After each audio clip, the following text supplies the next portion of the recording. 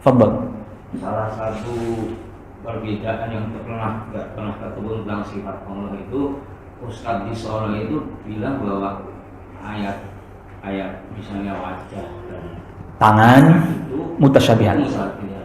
Itu kan ditakwil. Sebetulnya ada batasannya enggak? Pengertian Mutasyabihat. Nah, ya. Jadi kan ini awal mulanya tadi mengatakan bahwa ayat-ayat tentang sifat itu adalah mutasyabihat. Nah, pertanyaannya sederhana aja. Sebenarnya sederhana. Dari mana dia bisa mengatakan bahwa ayat-ayat tentang sifat itu mutasyabihat? Dari mana? Salafnya, pendahulunya dia siapa? Ya gitu kan? Tinggal nanti dilacak nih dia punya argumennya nggak? Dia mengatakan itu mutasyabihat, sumbernya dari mana? Awal mula pemikiran yang mengatakan atau siapa yang mengatakan itu pertama kali? Siapa orangnya? Karena nggak ada dari wallahu alam dari salaf yang mengatakan itu bagian dari mutasyabihat. Nggak ada itu bagian dari mutasyabihat, nggak ada. Karena apa? Dari sisi bahasa Arab jelas terang maknanya. Gimana disebut mutasyabihat? Sedangkan dari sisi bahasa, karena mutasyabihat diantara maknanya kan dari sisi bahasa tidak jelas maknanya.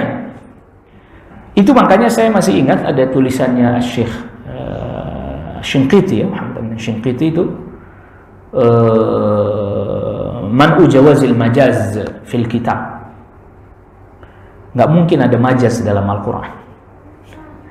Karena ternyata nanti istilah majaz dalam bahasa Arab yang kemudian masuk dalam ilmu bahasa seperti balaghah dan seterusnya, itu istilah itu muncul belakangan. Istilah itu muncul apa? Belakangan. Jadi dalam ranah bahasa, makanya orang Mu'tazilah, hatta termasuk Jahmiyah atau yang mengikuti metode mereka, itu mereka nanti masuk dalam bahasa Arab. Dia pelajari bahasa Arab, sastra Arab, tapi metodenya bukan mengikuti metode bahasa di masanya para sahabat. Udah banyak tadi majaz segala macam. Yang itu tentu mendorong untuk takwil. Itulah mengapa para ulama membatasi kalau kita mau pakai bahasa Arab dalam penafsiran Al-Quran, ya bahasa Arab di masanya Rasul dan para sahabat. Ketika ayat itu turun, nah bahasa Arabnya mereka itu bukan bahasa Arab orang di belakang.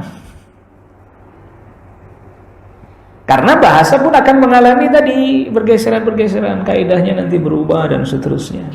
Ada yang sudah baku, ada yang dia melencengkan, termasuk kamus bahasa Arab. Ya, kamus bahasa Arab. Makanya ahli ilmu bahasa pun oleh para ulama diteliti ulang, dia menerjemahinnya atau mengartikannya pakai kaidahnya siapa? Seperti Ibnul Manzur, ya. Ibnu Manzur Lisanul Arab itu ketika dia istawa, dia kasih artinya istaulah Ibnu Manzur. Itu udah para ulama udah teliti ini kenapa Ibnu Manzur ini jangan-jangan dia terpengaruh pemikiran orang-orang yang menolak itu sifat. Wallahu a'lam. Ya, ada lagi? Sudah ada, kita cukupkan kajian kita kali ini. Wassallallahu ala nabiyina Muhammadin wa alihi washabbihi wa sallama tasliman katsira. Subhanakallahumma bihamdik, asyhadu an la ilaha illa anta astaghfiruka wa atubu ilaik. Assalamualaikum warahmatullahi wabarakatuh.